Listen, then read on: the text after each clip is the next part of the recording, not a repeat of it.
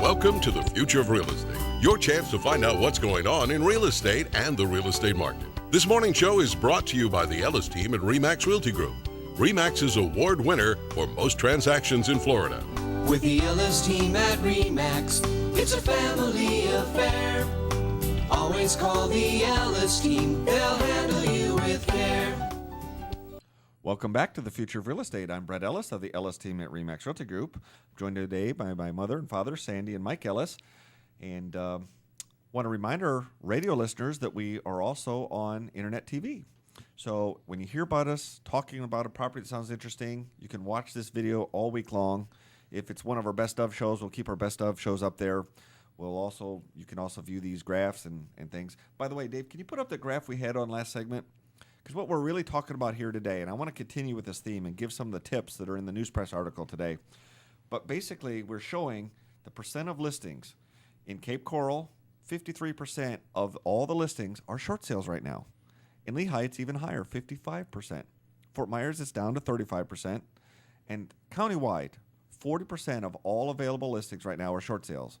So it's a big issue, and that's why we talk about it. I wish we didn't have to talk about it, but it is what it is, so we are talking about it.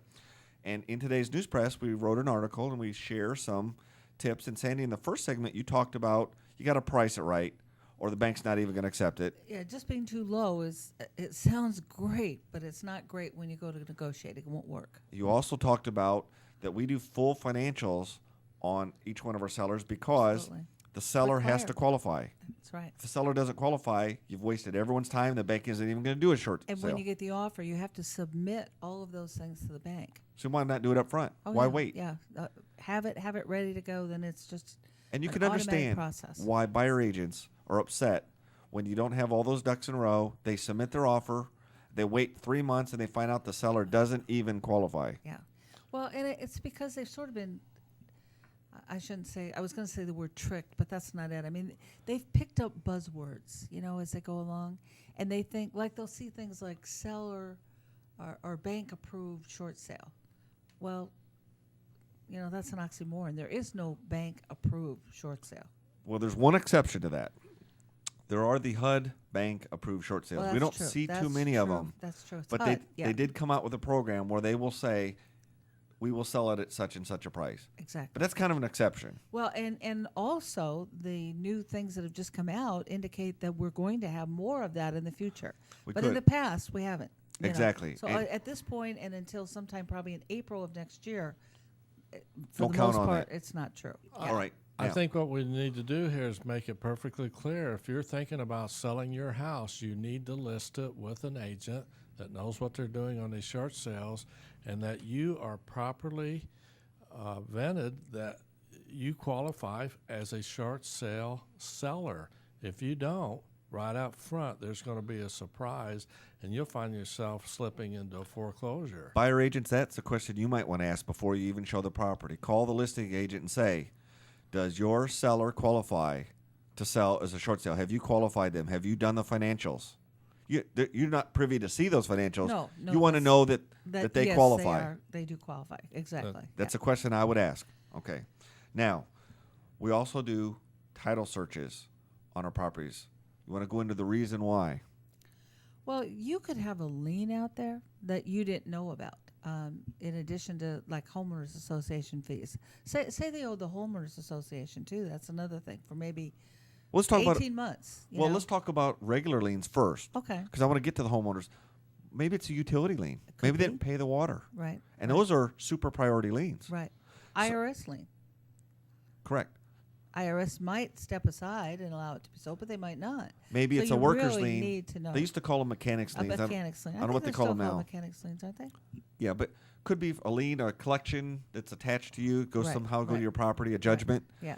But anyway, Yeah, so you can work up. When you have an offer, you submit a HUD to the bank, and on that HUD you submit all known liens. all the known liens, all the taxes, what the bank is going to get at the end. Okay, what the bottom line is for the bank. Okay, But let's say that you had some unknown liens that weren't there. They're going to come up and they're going to blow the sale at the very last Because minute. once the bank accepts what they'll take, They're not going to change. they're not going to change. So Right. now, at the last minute, you've got this $5,000 lien that nobody knew about it because nobody did a title The search. buyer doesn't want it. The buyer doesn't want to pay the $5,000. The seller doesn't says, have the I money. don't have the money. So the there's- deal blows up in your face, Exactly. and you start all over again, or it just goes right to foreclosure. Yeah.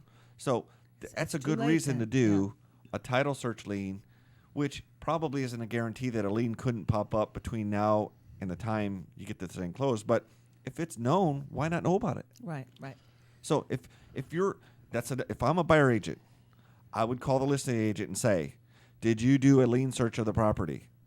Because if you didn't, how do I know? I'm taking a big gamble. Mm-hmm. Now, want to get into homeowner associations Cool. Yeah. because, and I want to talk about two things there. One, you need to find out how far behind, because if it's a short sale, if they haven't paid in a year and a half, that homeowner association is entitled to collect a year and a half. If it goes to foreclosure, they may be limited to only 6 months. Well, and the other thing about the homeowners association, they might be just about ready to pounce, and to actually force this home into foreclosure, because they could have done it. They could have done it much sooner than 18 months. Well, Obviously, the banks sometimes don't do this for a year, but the homeowner association might do it after a month or two. That's right. That's yeah. another reason advice we give to sellers, even if you're not making your mortgage payment, Pay and that's the a homeowners personal decision association. Yeah. the seller has to make. Yeah. If you We can do stress that. Yes. If you can afford to pay your HOA, now if you've lost all your jobs and you're just fighting to pay the utilities and And put groceries for food the on kids, the table.